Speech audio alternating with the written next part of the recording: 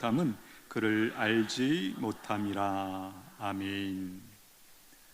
하나님은 우리에게 완전한 아버지이시다. 요 사실을 우리가 함께 주목하려고 합니다. 한번 따라해 주십시오.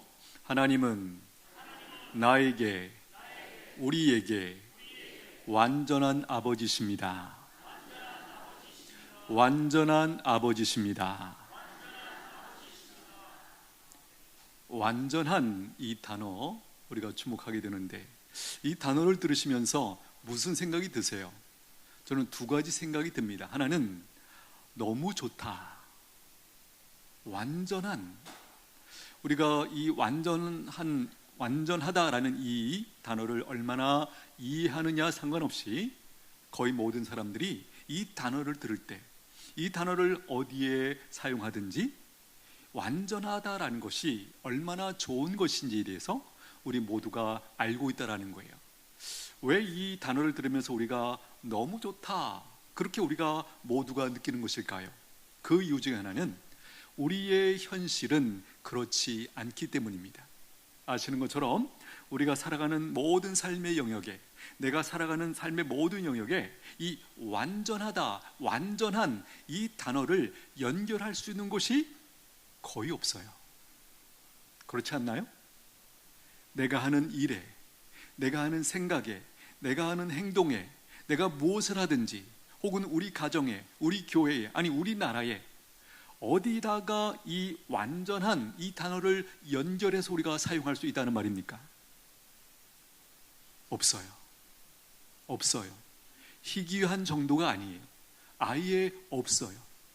그래서 우리 마음 깊은 곳에 이 완전하다라는 이 개념에 대한 굉장한 갈급함이 우리에게 있기 때문에 이 완전한 이 단어가 우리에게 크게 다가온다라는 것이에요.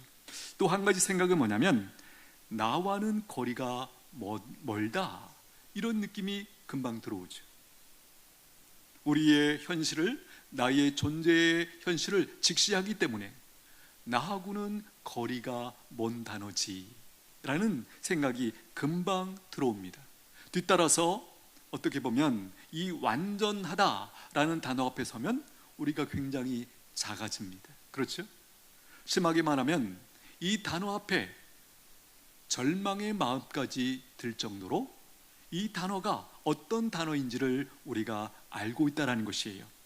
예를 들면 이렇게 한번 표현을 해볼까요? 부모님은 자녀들에게, 여기서 말하는 것은 부모님은 자녀들에게 완전한 부모님이시다. 어때요? 이런 단어 쓰기, 그죠? 부담스럽죠. 또 뒤집어서, 자녀는 부모님에게 완전한 자녀다. 이 단어도, 이 표현도 어울리지 않아요. 그렇죠? 이런 맥락에서 마음의 소원은 있지만 실제로 우리가 이 완전하는 단어를 부모님에게도 또 우리에게도 사용한다는 것이 안 된다라는 게 본능적으로 우리가 감지합니다. 어울리지 않는다. 금방 감이 오죠. 우리에게 있는 복이 뭘까요? 이 완전한 단어를 하나님을 섬기면서 조금씩 우리와 연결할 수 있는 여지가 발견되기 때문이에요. 이것이 은혜이고 복인 줄로 믿습니다. 오늘 본문 한번 보십시오. 보라, 아버지께서 어떠한 사랑을 우리에게 베푸사 하나님의 자녀라 일컬음을 받게 하셨는가. 여기 보면, 여기 완전한 이 개념이 들어갈 수 있는 여지가 어디에 있을까요? 바로 이 부분이죠. 어떠한 사랑을 우리에게 베푸사. 이 어떠한 사랑, 이 표현을 다르게 바꾸면 완전한 사랑을 베푸셔서 우리로 하나님의 자녀가 되게 해 주셨다. 이렇게 이 표현을 이해할 수 있어요. 우리가 어떻게 하나님의 자녀가 되었는가? 아무리 생각해도 또 생각해도 놀라운 일이죠. 어떻게 이것이 가능했을까? 오늘 본문은 이렇게 말씀합니다. 완전한 하나님의 사랑 때문에 너희가 하나님의 자녀라는 이 놀라운 이름으로 일컬어지게 되었다. 그 말씀을 지금 하고 계시는 거예요. 그 다음 보십시오. 우리가 그러하도다. 그러므로 세상이 우리를 알지 못함은 그를 알지 못함이라. 여기 세상이라는 것은 구체적으로 말하면 세상 사람들이죠. 하나님을 알지 못하는 세상 모든 사람들이 우리를 알지 못한대요. 우리가 이것을 현실적으로 경험하지 않습니까? 하나님의 말씀에 의하면 우리는 온 세상의 우주의 왕이신 하나님의 자녀들이에요. 그런데 세상 사람들은 우리를 그렇게 하나님의 자녀다라는 의식을 하면서 우리를 존귀하게 대하는가? 그렇지 않죠. 잘 모르죠. 또 어떻게 심하게 말하면 우리를 박해하죠. 무시하죠. 왜 그들이 그렇게 밖에 할 수 없는가? 뒤에서 이렇게 설명합니다. 그 이유는 하나님을 알지 못하기 때문이다. 그들이 하나님을 알지 못하기 때문에 우리도 모른다라는 거예요. 우리가 하나님의 자녀라는 이 놀라운 사실, 이 엄청난 사실을 그들이 모르기 때문에 감히 우리를 함부로 대하고 업신여기고 그럴 수 있다라는 것이죠. 그러므로 우리가 이 땅에서 믿음으로 살고자 할 때, 세상을 살아갈 때 세상 사람들의 반응에 대해서 우리가 너무 민감해서는 안 돼요. 물론 이런 맥락은 민감할 필요가 있죠. 내가 과연 하나님의 백성답게 살고 있는가를 돌아보면서 이렇게 살면 안 되지. 내가 저들에게 비치고 또 소금의 역할을 감당하고 또 예수님을 증거하는 그런 메신저의 역할을 하고 있는데 내 삶이 이러하면 안 되지. 그런 맥락에서 우리가 돌아보는 것은 마땅합니다. 우리가 긴장해야죠. 그러나 다른 맥락에서 세상 사람들이 우리를 업신여기거나 무시하거나 하나님의 자녀라는 그 사실에 대해서 조금도 우리를 그렇게 대하는 모습이 없는 것에 대해서 그렇게 놀라거나 이상하게 생각할 필요가 전혀 없다라는 것이에요. 그들이 우리를 그렇게 대하면 대할수록 그것은 우리가 무엇을 알 수 있습니까? 저 사람은 하나님을 알지 못하는 백성이다. 하나님을 모르기 때문에 우리에 대하여 그렇게밖에 저렇게밖에 대할 수 없구나. 이렇게 이해하면서 얼마든지 그들을 품을 수 있다라는 거예요. 용납할 수 있다라는 것이에요. 이 말씀 우리가 기억해야 됩니다. 특별히 앞부분에서 우리가 확인했던 내가 어떻게 하나님의 자녀가 되었는가? 성경은 말씀하시죠? 하나님의 완전한 그 사랑 때문에, 하나님 아버지의 완전한 사랑이 있었기에 우리가, 나 같은 사람도 하나님의 자녀라는 이 엄청난 신분을 얻고 누리게 되었다. 실제로 우리의 과제가 무엇입니까? 내가 하나님의 자녀 되었다는 이 사실, 성경이 증명하고 있는데 이 사실에 대해서 얼마나 내가 느끼고 경험하면서 살고 있는가? 이게 우리의 싸움이죠. 세상 사람들이 어떻게 대하든 그들의 인정이나 그런 것들 상관없이 우리 중심에 있어야 할 간절한 열망, 그건 무엇입니까? 하나님께서 완전한 사랑으로 우리에게 허락하신 이 하나님의 자녀라는 이 신분, 이 위치를 하나님 더 누리기를 원합니다. 충분히 누리기를 원합니다. 이 열망이, 이 소원이 우리 가운데 있게 되기를 축복합니다. 이 열망이 있는가? 우리가 돌아봐야 돼요. 이것은 곧 완전한 아버지시, 완전한 아버지의 사랑을 힘입은 자의 마땅한 반응이죠. 여러분, 사랑이 주는 충격이 무엇입니까? 사랑의 농도가 클수록, 그 사랑의 깊이를 깨달으면 깨달을수록 우리에게 어떤 일이 벌어지는가? 우리에게 그 완전한 사랑을 주신 하나님에 대한 사랑, 헌신, 그분을 더욱 섬기고자 하는, 바르게 섬기고자 하는, 온전히 섬기고자 하는 그 열망으로 우리가 살아가게 된다는 것이에요. 이것이 하나님의 백성들이 누리는 복인 줄로 믿습니다. 하나님의 사랑을 받았기에 그 사랑에 대해서 어떻게 반응할 수 있을까를 늘 고민하면서 더욱 하나님과 하나님의 뜻을 섬기는 그곳으로 우리를 몰아넣는, 달려가는 그 모습이 우리에게 있는 것이 마땅하다라는 것이에요. 그렇다면 완전한 하나님 아버지를 우리는 어떻게 누리게 되는 것일까요? 완전한 하나님 아버지는 우리의 필요를 채워주시기를 원하세요. 완전한 아버지를 우리가 어떻게 느끼고 경험하는가? 말씀드린 것처럼 우리의 필요를 채워주시는 그분의 그 공급하심을 통해서 완전한 아버지를 더욱 우리가 충분히 경험할 수 있는 기회가 열려 있다는 거예요. 과연 어떻게 하나님께서는 우리를 완전하게 채워주시고 공급해 주시는 것일까? 첫째, 우리 하나님 아버지는 희생하셨습니다.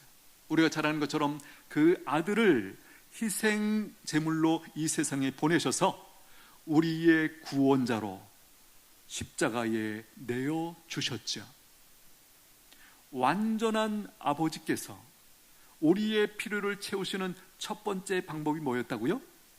놀랍게도 아들을 세상의 구원자로 보내주시고 그 아들을 십자가에 죽게 하시고 그리고 부활하게 하시는 이 구원의 역사를 통하여 우리의 필요를 채워 주셨다라는 것이에요. 이 사실이 이해가 되십니까? 우리는 하나님의 필요, 우리의 필요를 채우시는 완전한 아버지를 생각할 때 지금 당장의 삶의 필요들을 먼저 떠올리죠. 이게 우리가 생각하는 완전한 아버지에 대한 기대일 수 있어요. 틀린 것 아닙니다. 그런데 하나님께서는 완전한 아버지로서 우리의 필요를 어떻게 채우시는가? 놀랍게도 구원자 하나님의 아들 예수 그리스도를 이 땅에 보내주심으로 우리를 구원하시는 것으로 가장 큰 우리의 필요를 채워 주셨다는 것이에요. 이미 이 사실이 우리에게 일어난 줄로 믿습니다. 이미 우리에게 일어난 것이에요. 우리가 이 사실에 너무 익숙해져서인지 모르겠지만 이 기초가 없이는 그 다음에 하나님이 우리를 채우시고 인도하시고 공급하시는 다른 것들이 되어줄 수가 없어요. 하나님의 아들 예수 그리스도, 그분이 이 땅에 기꺼이 와주시고 나 같은 사람을 살리시기 위하여 기꺼이 십자가에 자신을 내어주심으로써 완전한 아버지이신 하나님이 우리를 채우시는, 우리의 필요를 채우시는 가장 큰 근거를 마련해 주셨다는 것이에요. 그렇습니다. 우리가 잘 아시는 것처럼 그리스도 안에서 우리가 누리는 하나님의 모든 은혜는 바로 이 사실 위에 근거하고 있는 것이죠. 이 사실이 없었다면 우리는 다른 은혜들을 기대할 수 없어요. 예상할 수 없어요. 구할 수 없어요. 그런데 제일 먼저 가장 근본적으로 가장 중요한 하나님의 아들 예수 그리스도의 죽음과 부활을 통하여 하나님께서 우리에게 주시고자 하는 모든 은혜의 문을 활짝 열어주셨다는 것이에요. 오늘 저와 여러분이 바로 그 열린 문 안에 이미 들어와 있는 사람들인 줄로 믿습니다. 우리의 기대는 그 다음으로 가셔야 돼요. 이런 은혜를 입은 자로서 완전한 아버지가 내 인생을 어떻게 인도해 주실까, 내 필요를 구체적으로 어떻게 채워 주실까를 우리가 기대하면서 믿음으로 한 걸음 한 걸음 나아가게 된다는 것이에요. 우리가 잘 아는 요한복음 3장 16절 말씀 한번 띄워주십시오. 요한복음 3장 16절 같이 읽겠습니다. 시작. 하나님이 세상을 이처럼 사랑하사 독생자를 주셨으니 이는 그를 믿는 자마다 멸망하지 않고 영생을 얻게 하려 하심이라. 아멘.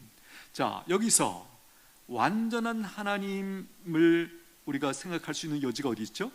이 부분이죠. 여기서도 보면 이처럼 사랑하사, 이처럼이라는 이 단어가 그야말로 우리가 지금 주목하고 있는 완전한 그 단어를 품어내고 있는 것이에요. 완전한 아버지의 사랑 때문에 하나님이 우리를 완전하게 사랑하셨기에 독생자를 주셨다라는 것입니다. 후반절 보시면 이는 그를 믿는 자마다 멸망하지 않고 영생을 얻게 하려 하심이니라. 여기서도 보면 완전한 단어의 의미가 살아 있습니다. 어디입니까? 믿는 자마다. 믿기만 하면 다 구원해 주신다. 다 영생을 얻게 하신다. 할렐루야.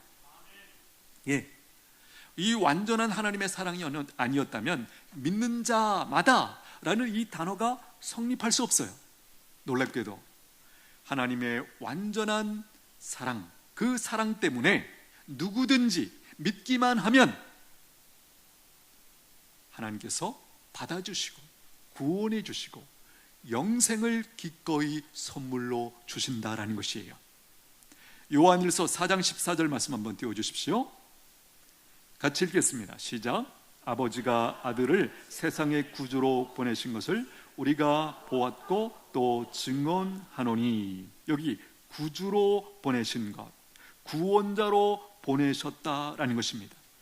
어떤 구원자이십니까? 이 말씀이 떠올려 주셔야 돼요. 예수님이 십자상에서 마지막으로 하셨던 선언 뭐였죠? 다 이루었다. 그렇죠? 다 이루었다. 바로 무엇입니까? 다 이루신 구원자이십니다. 그분이 다 이루셨기에 오늘 우리가 감히 하나님의 자녀라는 이 이름을 온전히 내 것으로 붙들고 누리면서 살게 되었다는 것이에요.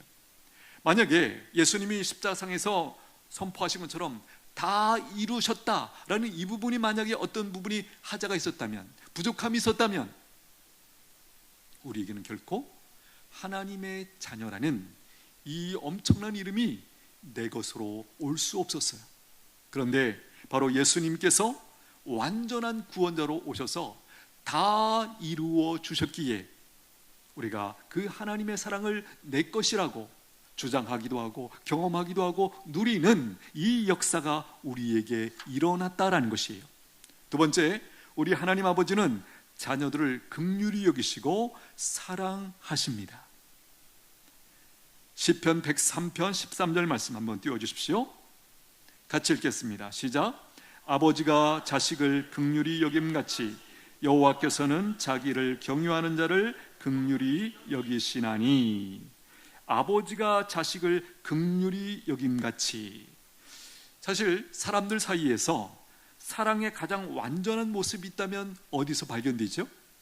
바로 부모님들이 자녀들을 사랑하는 그 모습. 거기서 그나마 하나님의 사랑과는 비할 때가 아니지만 그래도 우리 인간의 범주 안에서 가장 이 하나님의 완전한 사랑에 가장 가까운 사랑은 어디에 있는가? 방금 말씀드린 것처럼 부모님들께서 자녀들을 사랑하시는 그 사랑이 하나님의 완전한 사랑에 가장 근접한 사랑이 아닐까. 동의하시죠? 동의하시죠? 예, 여기 보시면 이렇게 설명합니다. 아버지가 자식을 긍휼히 여김같이 여호와께서는 자기를 경유하는 자를 긍휼히 여기시나니. 하나님께서 우리를 얼마나 긍휼히 여기시는가를 설명해 주시기 위해서, 이해시키기 위하여 바로 너희들 부모님이 자녀를 사랑하는 것을 봐라. 그렇게 부모가 자녀를 긍휼히 여김같이 여호와께서는 자기를 경유하는 자를 긍휼히 여기신다. 많은 경우 사실은 어떻습니까? 우리가 이런 사실을 증명하기 위해서는 더 큰 존재에 의해 근거를 가지고 우리가 사랑을 설명하기 쉬워요. 그런데 하나님의 입장에서는 더 큰 무엇을 가지고 설명할 수 없으시기 때문에 그나마 하나님의 사랑에 가장 근접한 이 땅에서 찾아볼 수 있는, 인간들 사이에서 찾아볼 수 있는 부모님의 자녀들에 대한 사랑을 가지고 하나님께서, 하나님 아버지께서 우리를 얼마나 긍휼히 여기시는가, 이 부분을 지금 설명하시려고 이렇게 애를 쓰고 계신다는 것이에요. 고린도후서 1장 3절 말씀 띄워주십시오. 같이 읽겠습니다. 시작. 찬송하리로다. 그는 우리 주 예수 그리스도의 하나님이시요 자비의 아버지시요 모든 위로의 하나님이시며. 여기 보시면 자비의 아버지래요. 또 모든 위로의 하나님이시다. 완전한 자비와 위로가 있다라는 거예요. 누구에게? 하나님 아버지께 완전한 자비와 위로가 있다. 그러므로 우리에게 연결하면 이렇게 할 수 있습니다. 믿음으로 하나님께 나아가는 자는 반드시 하나님 아버지의 자비와 위로를 받게 되어 있다. 믿으십니까? 믿으십니까? 여러분, 우리에게 얼마나 위로가 필요한지 설명이 필요 없죠. 살아가면서 우리에게 얼마나 위로가 필요한지. 그렇죠? 그런데 우리 주변에 나를 위로할 자가 얼마나 있던가요? 친구의 위로, 또 누군가의 위로 등등 위로 안 된다고 얘기하지 않겠습니다. 상당히 된다, 이렇게 좋게 평가하고 싶습니다. 그러나 또 한 가지 우리가 말할 수밖에 없는 것은 그 누군가의 위로가 우리에게 진정한 위로가 될 수 없다는 것도 사실은 고백할 수밖에 없어요. 그런데 우리에게 주신 은혜가 무엇입니까? 완전한 아버지께, 다시 말하면 오늘 본문에서 완전한 자비, 완전한 위로를 주시는 아버지가 너희에게 있다라는 것이에요. 이 사실을 알고 그분께 달려가기만 하면 우리는 그분에게 완전한 자비, 완전한 위로를 얻게 되는 줄로 믿습니다. 그래서 하나님의 백성들이 어떤 어려움 가운데서 그렇게 쓰러지는 것처럼 보이지만 다시 일어나는 이유가 뭐죠? 다시 당당하게 살아가는 이유가 뭐예요? 이 하나님의 자비와 위로가 있기 때문인 줄로 믿습니다. 이 위로를 공급받기에 우리가 처한 상황과 상관없이 그것들을 밟고 일어서는 그 은혜가 우리에게 주어지더라는 거예요. 세상 사람들의 입장에서 볼 땐 뭐죠? 기적이죠. 저게 어떻게 가능해? 말이 안 되잖아. 우리는 어떻게 설명할 수 있습니까? 오직 한 가지. 완전한 아버지로부터 내게 주시는 그분의 위로가 있기에, 그분의 자비가 있기에 내가 여전히 이렇게 살아있고 앞으로도 계속 승리하면서 나갈 수 있는 거지. 이 간증을 우리가 하게 되는 줄로 믿습니다. 이게 주의 백성들의 모습입니다. 또 한 가지, 우리 하나님 아버지는 자녀들을 인도하십니다. 사실 이 인도한다는 말 굉장히 우리에게 익숙하죠. 우리가 기도할 때마다 인도해 주십시오 라는 말을 끝에 후렴구처럼 늘 붙이지요. 무슨 얘기죠? 그만큼 우리에게 하나님의 인도하심이 얼마나 절실한가, 얼마나 절실한 상황 가운데 우리가 살아가고 있는가를 반증하는 것 아니겠습니까? 잠언 3장 12절 말씀 한번 띄워주십시오. 같이 읽겠습니다. 시작. 대저 여호와께서 그 사랑하시는 자를 징계하시기를 마치 아비가 그 기뻐하는 아들을 징계함과 같이 하시느니라. 아비가 그 기뻐하는 아들을 어떻게 대우하세요? 징계하세요. 물론 여기 전제는 그 아들이 잘못 나가고 있는 것을 지금 염두에 두고 하시는 말씀이죠. 아버지 치고 자녀가 잘못된 길을 걸어갈 때 그냥 멀리서 구경하는 아버지는 안 계시죠. 그것이 확실할 때 어느 정도까지는 용납하고 기다려주고 하는 그 아버지의 모습도 있지만 어떤 지점을 넘어서면 아버지는 그야말로 그가 할 수 있는 모든 방법을 동원해서 그 선을 더 이상 넘어가지 않도록 자녀를 인도하죠. 붙들어주죠. 이끌어내죠. 여기 뭐라고 말씀합니까? 한 가지 소망스러운 것은 육신의 아버지의 징계와 하나님 아버지의 징계, 무엇이 다를까요? 하나님 아버지의 징계는 탈이 없어요. 문제가 안 생겨요. 그렇죠? 육신의 아버지가 자녀들을 사랑으로 어떻게 이제 징계를 하지만 그것이 탈이 생길 때가 있어요. 오해가 생길 때가 있어요. 그래서 오히려 삐뚤어지는 경우도 종종 있더라는 거예요. 그러나 우리 완전하신 아버지의 그 인도하심, 완전한 아버지 되신 하나님의 징계는 탈이 없다라는 거예요. 여러분, 아버지께 징계받기를 기꺼이 누리시게 되기를 축복합니다. 여러분, 내게 그 큰 사랑을 가지고 징계해 줄 누군가가 있다. 은혜인 줄로 믿습니다. 복인 줄로 믿습니다. 우리가 경험적으로 잘 아시는 것처럼 세상에 그렇게까지 나를 사랑하는 존재는 부모님 외에 찾아보기가 힘들어요.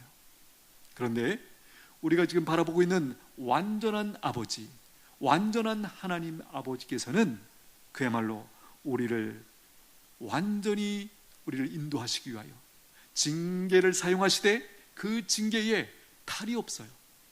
우리에게 완전히 유익하도록 그 징계를 선하게 온전히 사용하시는 분이 하나님이신 줄로 믿습니다. 혹시 요즘 하나님의 징계 가운데 있다고 느끼시는 분이 계십니까? 안심하십시오. 그 징계 기꺼이 믿음으로 잘 받으십시오. 감사로 받으십시오. 결론은 분명합니다. 하나님의 얼마나 선하신 분이신지, 얼마나 좋으신 분이신지, 얼마나 완전하신 분인지를 그 끝에 발견하게 될 줄로 믿습니다. 또 한 가지는 우리 하나님 아버지는 우리가 구하기도 전에 우리의 필요를 아시고 채워주시는 분이세요. 마태복음 6장 8절 말씀 한번 띄워주십시오. 읽겠습니다. 시작. 그러므로 그들을 본받지 말라. 구하기 전에 너희에게 있어야 할 것을 하나님 아버지께서 아시느니라. 아멘. 하나님께서 아신다. 여러분, 이 말씀을 누려본 경험이 있으십니까? 내가 힘들어요. 내 필요가 많이 보여요. 어떻게 해야 할지 모르겠어요.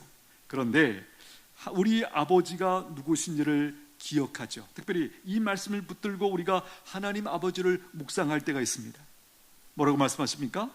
너희에게 있어야 할 것을 하나님 너희 아버지께서 완전히 아시느니라.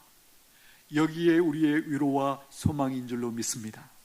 지금 당장은 하나님의 공급하심과 하나님의 도우심이 눈에 안 보이기 때문에 이거 끝난 것 아니야? 이거 큰일 났네?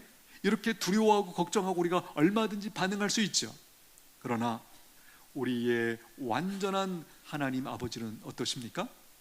하나님의 완전한 때에 완전한 방법으로 우리의 필요를 채우시고 우리를 건져내시며 우리를 끝까지 책임져 주시는 하나님이세요.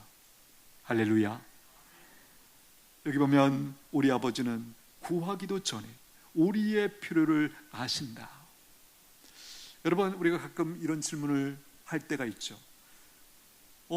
다 아시는데 지금 나는 이걸 간절히 필요로 하는데, 이게 필요한데 하나님이 왜 아직도 일하시지 않는가? 왜 채워주시지 않는가? 돌봐주시지 않는가? 이렇게 질문할 때가 있다라는 거예요.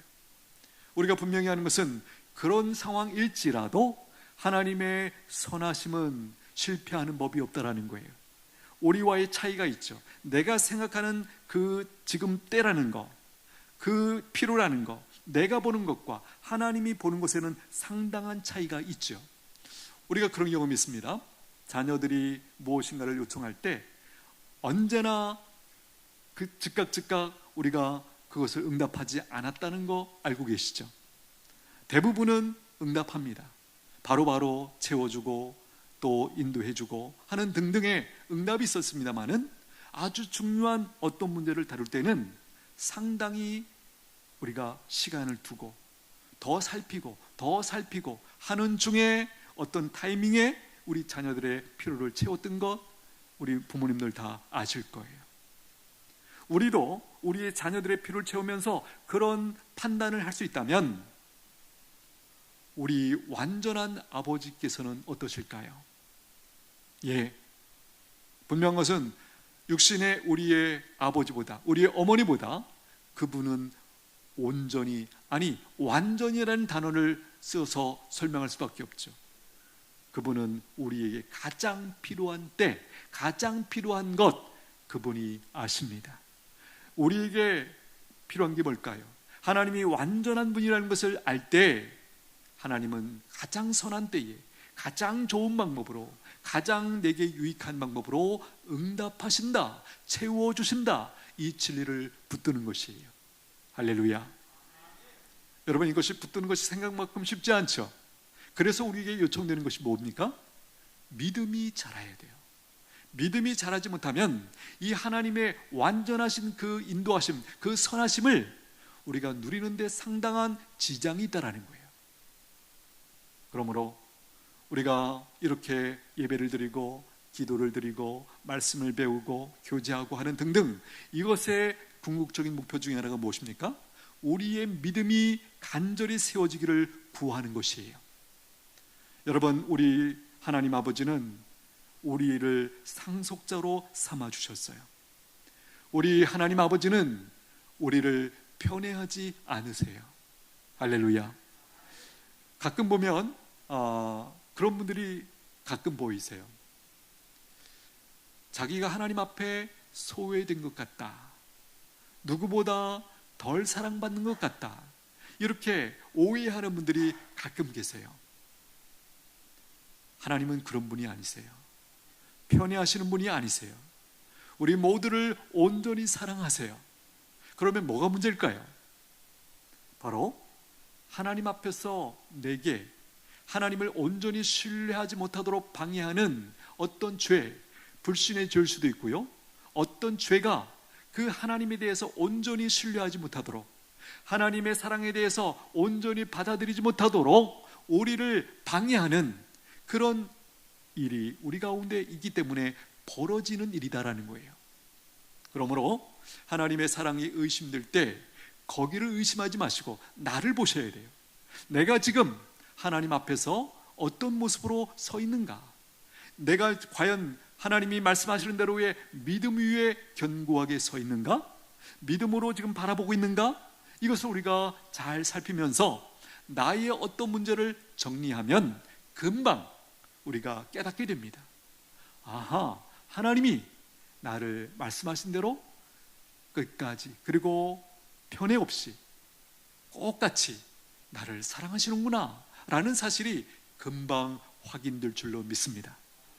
이 사랑을 우리가 의심하지 않고 우리 마음에 확증될 때 우리의 많은 것들이 이렇게 여유로워지고 내려져요. 우리 마음 깊은 곳에서 나오는 고백이 뭐죠? 충분하다, 괜찮다, 하나님이 나를 사랑하시기 때문에 지금 내가 현실로 겪고 있는 현실은 찬바람이 쌩쌩 불고 어둡고 캄캄한 것처럼 보이지만 전능하신 그 크신 하나님의 손이, 그 사랑이 내 인생을 붙들고 계신다, 인도하고 계신다, 이 사실이 우리 깊이 들어올 때 오늘 우리가 주목하고 있는 완전한 아버지이심을 우리가 누리게 될 줄로 믿습니다. 우리가 믿음으로 욕심을 가지고, 거룩한 욕심을 가지고 누려야 할 하나님 아버지세요. 완전한 아버지세요. 이 사실이 우리 깊은 곳에 믿어지고 또 누릴 수 있게 되기를 축복합니다. 기도하겠습니다. 하나님 아버지, 오늘 완전한 아버지가 되시는 하나님을 기억하고 주목하고 묵상할 수 있도록 은혜 주셔서 감사합니다. 완전한 아버지를 내게 선물로 주신 하나님의 크신 은혜, 그 사랑 기억합니다. 우리가 이 은혜를 충분히 누리기를 원합니다. 저희의 믿음을 새롭게 하여 주옵소서. 완전한 아버지 때문에 내 삶이 얼마나 달라질 수 있는지 깨닫게 하여 주시옵소서. 예수님의 이름으로 기도하옵나이다. 아멘. 찬송가